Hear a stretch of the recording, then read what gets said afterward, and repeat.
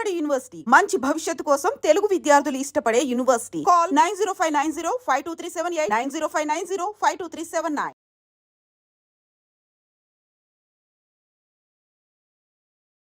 గత బుధవారం రోజే మనకు తెలుసు ఈడీకి సంబంధించిన ఆఫీసెస్ మన హైదరాబాద్ లో అట్లాగే వెంగళరావు నగర్ లో ఈ సురానా గ్రూప్ అట్లాగే సాయి సూర్య డెవలపర్స్ కార్యాలయంలో ఇది రియల్ ఎస్టేట్ కి సంబంధించిన కంపెనీ. ఈయన మీద చీటింగ్ కేసు అయితే కొంతమంది నమోదు చేయడంతో ఈడీ రంగంలోకి దిగింది. అట్లాగే ఈడీకి సంబంధించిన సోదాలు మొన్న లాస్ట్ బుధవారం రోజే పూర్తిగా వాళ్ళ ఇళ్లలో ఆఫీసుల్లో పూర్తిగా సోదాలు అయితే నిర్వహించిన పరిస్థితి. ఓకే, వాళ్ళేమో బిజినెస్ మ్యాన్లు మేబీ కావచ్చు అని అనుకున్నటువంటి తరంలో ఇప్పుడు వాళ్ళు అంటే ఈడీ ఆఫీసర్స్ ఎప్పుడైతే ఈ కార్యాలయాల్లో సోదాలు చేసిండ్రో అప్పుడు వీళ్ళు యాడ్ ప్రమోషన్ కింద హీరో మహేష్ బాబు అంటేనే ఆయన ఎంత పెద్ద స్టారో మన అందరికీ తెలుసు. అట్లాంటి స్టార్ యాక్టర్ మీదనే ఇప్పుడు ఈడీ ఫోకస్ చేసింది.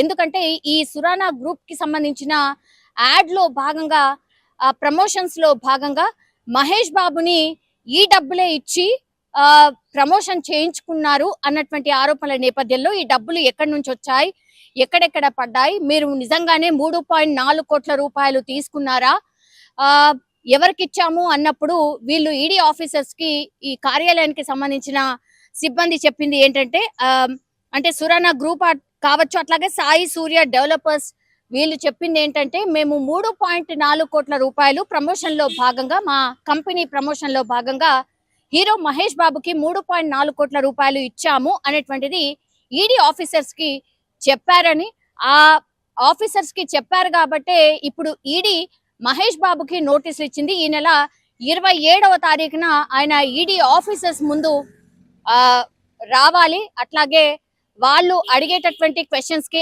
ఆన్సర్ చేయాలి అనేటువంటిది ఇప్పుడు అతిపెద్ద బ్రేకింగ్ అనుకోవచ్చు. ఎందుకంటే మనకు తెలుసు ఈ మధ్య కాలంలో ఇన్ఫ్లుయెన్సర్స్ కావచ్చు లేదంటే మిగతా యాక్టర్స్ ఎవరైతే ఉన్నారో వాళ్ళు బెట్టింగ్ యాప్స్ ప్రమోషన్ చేస్తున్నారు, లేదంటే గేమింగ్ యాప్స్ ప్రమోషన్ చేస్తున్నారు, చాలా మంది చావులకు కారణం అవుతున్నారు అనేటువంటిది ఒకవైపు నడుస్తోంది. అక్కడ కూడా ఈడీ దృష్టి సారించింది. ఎందుకంటే ఇది చిన్న స్కామ్ కాదు, చాలా పెద్ద స్కామ్ మనకు కనిపిస్తోంది. ఓన్లీ ఈ బెట్టింగ్ యాప్స్ గేమింగ్ యాప్స్ అనేది, కానీ కోట్ల రూపాయల లావాదేవీలు జరిగాయి అనేటువంటిది ఈడీకి కొంచెం క్లూ దొరికింది.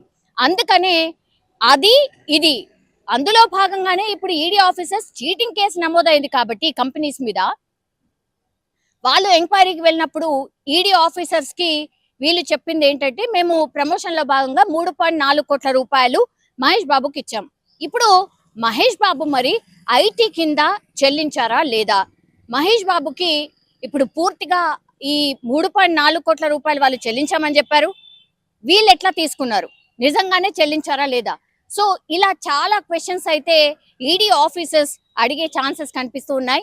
కానీ మహేష్ బాబు ఎప్పుడు కూడా కాంట్రవర్సీలో ఉండరు. ఆయన ఏంటో వాళ్ళ ఫ్యామిలీ ఏంటో అట్లాగే ఆయన సినిమాలు ఏంటో అక్కడి వరకే చూసుకొని చాలా కామ్ గా ఉంటాడు, ఎక్కువ కూడా మీడియాకి ఎక్స్పోజ్ కాడు. అఫ్ కోర్స్ కొన్ని యాడ్స్ అయితే చేశాడు, బట్ ఇవన్నీ తెలియకుండా ఇట్లా ఈడీ ఉంది, ఇట్లాంటి ఆఫీసెస్ ఉన్నాయి, ఇట్లా మన మీద దృష్టి సారిస్తారు అని తెలియకుండానైతే డెఫినెట్లీ చేసి ఉండరు. కానీ ఈ కేసులో మరి ఏమైంది ఏంటి అనేది తెలియాల్సి ఉంది. ఇప్పుడు ఈడీ అఫీషియల్స్ ముందు, ఈడీ ఆఫీసర్స్ ముందు 27వ తారీఖున మహేష్ బాబు అటెండ్ కావాల్సిందిగా నోటీసులు అయితే జారీ అయ్యాయి. మరి మహేష్ బాబు వెళ్తారా, లేకపోతే షూటింగ్స్ అనో లేకపోతే ఇంకేటనో, ఆయన షూటింగ్ లో కూడా కొంత బిజీ ఉన్నారు, రాజమౌళికి సంబంధించిన షూటింగ్ కూడా చేస్తున్నారు కాబట్టి ఆయన అందుబాటులో ఉంటే వస్తారా, లేదంటే లాయర్ ద్వారా ఏమన్నా కబురు పంపిస్తారా? బట్ ఈడీ ఆఫీషియల్స్ మహేష్ బాబుకి నోటీసులు ఇవ్వడం ఇప్పుడు సినీ ఇండస్ట్రీని షేక్ చేస్తోంది అనుకోవచ్చు. ఎందుకంటే గతంలో కూడా మనకు తెలుసు దిల్ రాజు పైన కూడా ఇట్లానే ఈడీ ఆఫీషియల్స్ దాడి చేసిన సందర్భం. మేము ఎక్కడ కూడా ఈడీని కావచ్చు లేదంటే మనం ఏదైతే పన్ను కట్టాలో అది ఎగ్గొట్టే ఉద్దేశం మాకైతే డెఫినెట్లీ లేదు, మేము క్లియర్ అండ్ ఫేర్ గానే ఉంటాము అని సినీ ఇండస్ట్రీకి సంబంధించిన పెద్దలు చాలా టైమ్స్ అయితే చెప్పినటువంటి సిచ్యువేషన్. మరి మహేష్ బాబు కేసులో ఏమవుతుంది ఏంటి అనేది చూడాల్సిందే.